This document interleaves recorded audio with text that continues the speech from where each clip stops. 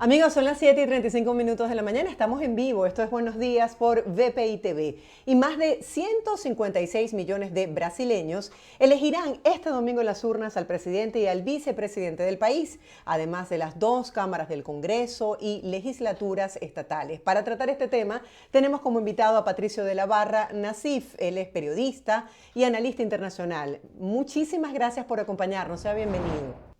Hola Marjorie, muy buenos días. Es un gusto de conversar contigo y con tus seguidores. El placer es mío. Van a medir fuerzas, pues, el actual presidente Jair Bolsonaro y el expresidente Luis Ignacio Lula da Silva. Se elegirá quién gobernará el país entre el periodo 2023-2026. Para poner un poco en contexto a la audiencia, ¿cómo funciona el sistema electoral en Brasil para estos comicios? Bueno, en este caso, como tú bien decías, son 156 millones las personas que están habilitadas para votar, entre ellos jóvenes de 16 a 17 años que son voluntarios, es decir, no tienen la obligación de ir a concurrir a las urnas, pero en esta oportunidad se ha mostrado mucho interés de parte de los jóvenes y después de los mayores de 70 también. Son 14 millones y 600 mil personas que están mayores de 70, que son mayores de 70, que ya demostraron que van a participar. Las últimas encuestas indican que hay una preferencia muy fuerte con respecto a Lula da Silva, un candidato que reúne o congrega las fuerzas de izquierda contra Jair Bolsonaro, que es el hombre de derecha y que reúne también el sector más conservador de la ciudadanía. Él tendría el 36%, es decir, habría un empate técnico y los dos pasarían una segunda vuelta que se realizaría el día 30. Como tú bien decías, hay otros cargos selectivos, se elige también gobernador de los estados, y en ese momento vemos ahí a Lula da Silva con Fernando Haddad, que es su candidato para gobernar el estado de São Paulo, uno de los mayores estados de Brasil, que reúne a 34.600.000 personas habilitadas para votar. Las elecciones son a través de urnas electrónicas. La gente tiene que llevar seguramente algún papel escrito porque son muchos los candidatos por los cuales tiene que votar. Diputados estaduales, diputados federales, se renueva la Cámara entera y se renueva un tercio del Senado, gobernadores y senadores en algunos estados, Marjorie. Claro, hay que ir, como decimos en Venezuela, con una chuleta, es decir, con la lista, Sí, porque son unas elecciones complejas. Señor exacto. Patricio, no podemos dejar de hablar de lo que fue este debate bastante caldeado, bastante polémico, donde ambos contendores se hicieron señalamientos sobre casos de corrupción. ¿Cuál es su impresión acerca de los resultados de este debate? Mira, yo creo que no va a modificar sustancialmente el curso que tiene en estos momentos la elección, pero sí yo creo que los indecisos que estaban en torno de 10 a 15% pudieron saber exactamente cuáles las propuestas que tendría Luis Ignacio Lula da Silva y la continuidad de Jair Bolsonaro en el aspecto económico. Ambos difieren bastante. Por ejemplo, Lula da Silva quiere más Estado y menos ciudadanos, al contrario de Jair Bolsonaro, que quiere privatizar, quiere menos Estado, un Estado menor. Ese más o menos lo que se dejó entender con la intervención también de Ciro Gómez, que es un hombre de izquierda que también refuerza la idea de hacer un Estado mayor. Incluso criticó un poco a Lula da Silva por el hecho de que él ya tiene ofrecido cargos para ministerios, elevar el número de ministerios a 32, como sucedió durante la campaña de él. Actualmente son 22 ministerios. Otro de los aspectos fueron las acusaciones, y ahí yo creo que los candidatos, los cuatro candidatos que estaban participando, por lo menos con mayor expresión en las encuestas, estuvieron bastante bajos, bajo de nivel, porque hubo acusaciones muy graves, muy serias. Incluso una de ellas es que Lula da Silva habría sido el mandante de un crimen cometido por un ex tesorero del Partido de los Trabajadores, Celso Daniel, que hasta ahora, hasta el momento, no ha sido aclarado. Es decir, muy extraño lo que ocurrió, y algunos otros crímenes que él habría sido el jefe de este grupo, de esta agrupación criminal. Hubo acusaciones también por parte de un padre Kelman, que es un candidato, era vicepresidente, candidato a la vicepresidencia del PDT, ahora es el candidato oficial porque Roberto Jefferson fue impugnada su candidatura por el Supremo Tribunal Federal. Acusaciones muy graves, muy serias de corrupción y una serie de otros problemas, incluso citado también el vicepresidente de Lula da Silva, Geraldo Alckmin, quien hace poco tiempo atrás había dicho que Lula da Silva quería volver a la escena del crimen, es decir, volver a cometer todos los delitos que había cometido en esa época eran antagónicos. Hoy están juntos en una misma lista y eso también llama un poco la atención, porque ahí habría una derechización de parte de la campaña que está haciendo Lula da Silva al incluir a Geraldo Alckmin. Él estuvo reunido con empresarios, también habló muy mal de Fernando, es decir, de Alberto Fernández, el presidente de Argentina, que estaría muy complicado por no haber hecho un acuerdo con el Fondo Monetario Internacional, y él le recomendó inclusive que rompiese definitivamente con el Fondo Monetario Internacional y buscase otras formas de financiamiento, cosa que es bastante difícil. Un país tiene una inflación del 70%, y esto lo ha criticado bastante Lula da Silva, separándose un poco, despegándose un poco de los países en los cuales hay una democracia medio discutible, como Venezuela, por ejemplo. Él no quiere saber nada de Maduro, a pesar de haberlo apoyado en sus campañas. No quiere saber de Daniel Ortega tampoco, otra cosa que se le recordó durante los discursos, que él estaría apoyando estas dictaduras fuera del país. Cuba también salió. Y hay una serie de acusaciones que disminuyeron el nivel del último debate realizado por la Red Globo a través de todo el país. Hoy ya hay un clima un poco más de calma, diría, calma aparente, y seguramente el domingo estos grupos más radicales de ambos lados estarán presentes, porque la polarización es muy fuerte acá, Mayor, y en Brasil. ¿Cuál de los dos candidatos piensa que va a tener una política de apertura, de mayor apoyo a la migración, en este caso venezolana?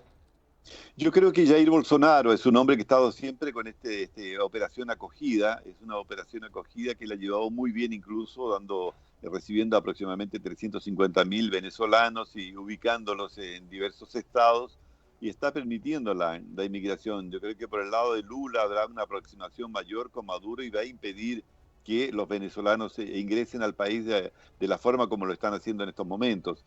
Yo creo que en ese aspecto, para el pueblo venezolano va a ser mucho mejor un gobierno de continuidad de parte de Jair Bolsonaro, quien critica duramente las actitudes y lo que puede hacer Nicolás Maduro en el concierto internacional. Ahora, yo creo que con Lula va a haber una aproximación mayor con el gobierno y no con el pueblo venezolano.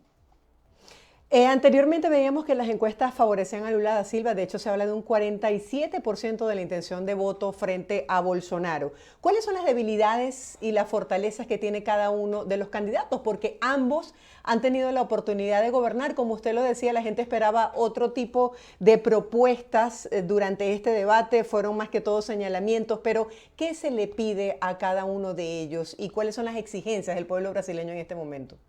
Bueno, las exigencias mayores del pueblo brasileño son salud, educación, un trabajo digno. Básicamente eso es lo que pide el pueblo brasileño, es decir, acabar en parte con la pobreza. Pero la verdad es que la situación acá es muy complicada, que es muy complicada después de la pandemia y después de la guerra en el este europeo. Pero por lo menos en la economía, con Jair Bolsonaro, Paulo Guedes, que es el ministro de Economía, ha conseguido sortear de cierta forma los problemas económicos que se venían sintiendo en el país. Hay 3 meses, los últimos 3 meses de deflación. Se ha contenido la inflación, que puede llegar a 4,9% al año, lo que es bastante significativo para un país de América Latina y también para el mundo. El país está creciendo, va a crecer 2,7%, datos del Fondo Monetario Internacional y del Banco Mundial. Y por el otro lado tendríamos un retroceso, es decir, volver atrás a un gobierno populista, en la cual se ofrecía mucho y se cumplía poco. Es decir, habían planes de inclusión social que decían que habrían tirado 30 millones de personas de las calles, 30 personas de la miseria, cosa que hasta el momento no se ha contratado, porque Brasil continúa con los 65 millones de personas que están recibiendo en estos momentos un auxilio por parte del gobierno de 600 reales. En general, yo creo que la continuidad sería básica para el progreso del país, ¿no? Con todas las medidas que se han tomado, que han sido bastante acertadas, incluso en el campo de las vacunas. Por ejemplo, el 98% de la población está vacunada con 3 o 4 dosis. Hay 2 laboratorios que están produciendo ya tanto la vacuna como el IFA, que es el ingrediente farmacéutico activado. Y en ese aspecto yo creo que Brasil ha avanzado bastante. Ahora, vamos a ver qué es lo que ocurre, porque el populismo y la forma como se presenta Lula da Silva, que tiene una retórica y un discurso que, como decía Ciro Gómez en el discurso, en el penúltimo debate, es un encantador de serpientes. Y eso puede ser, claro, muy significativo para la gente del Nordeste, que tiene menos acceso a la información y le gustan estos discursos más no sé, estos abrazos más apretados como los da Lula da Silva. Entonces, la situación yo diría que está bastante igualada en el aspecto de preferencias del electorado, y hay un voto de vergüenza mayor que es interesante destacar. La gente tiene vergüenza de decir que va a votar por Lula da Silva por todo el prontuario que él tiene, y también por Jair Bolsonaro por la forma en que se presenta, que es una forma un poco más dura, más transparente, si se quiere colocar. No es un hombre que te haga un discurso halagando a nadie, es decir, cuenta las verdades como tienen que ser, bastante crudas, y no tiene ese aspecto que tienen los políticos, ¿no? De endulzarte un Señor poco. Patricio, justamente de eso quería hablarle. Ambos candidatos ambos líderes, por decirlo de alguna manera, se han visto envueltos en diferentes escándalos. Lula estuvo preso, Bolsonaro ha golpeado a miembros de la prensa, tiene una actitud radical, como usted decía, y hablaba de que son encantadores de serpientes. ¿Qué es lo que hace que la gente siga creyendo en ellos, a pesar de todos estos escándalos? Bueno, Lula hizo un primer gobierno muy bueno. Él no cambió una coma del programa que tenía Fernando Enrique Cardoso en el Plan Real, que fue justamente lo que contuvo la inflación. Había una inflación elevadísima acá en Brasil, un desgobierno, un descontrol de las cuentas públicas, y él continuó. Ese primer gobierno fue excelente. En el segundo ya hubo problemas con el mensalón, que fue el primero de los escándalos graves, y después el Petrolón, que terminó incluso con la prisión de Lula da Silva, condenado en 3 instancias, y una serie de otros personeros del gobierno de él, ministros de Economía, secretarios tesoreros, mejor dicho, del Partido de los Trabajadores, una serie de otras personalidades, entre ellos empresarios de alto vuelo, grandes empresarios como Odebrecht. Entonces, yo creo que ahí la situación se complicó bastante, ¿no? Muchísimas gracias. Este es un tema apasionante, hay tanta tela por cortar, pero nos permite ponernos en contexto sobre esta primera vuelta electoral en Brasil para el domingo.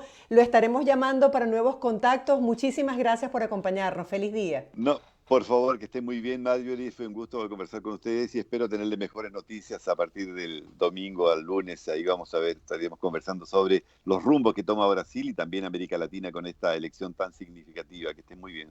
Así es, seguiremos en contacto dándole seguimiento a estas elecciones. Estábamos hablando con Patricio de la Barra, quien es periodista y además analista internacional sobre este tema tan apasionante, la situación que está viviendo en este momento Brasil. Hacemos una breve pausa, ustedes no se aparten, antes los dejamos con el pronóstico del tiempo en América Latina.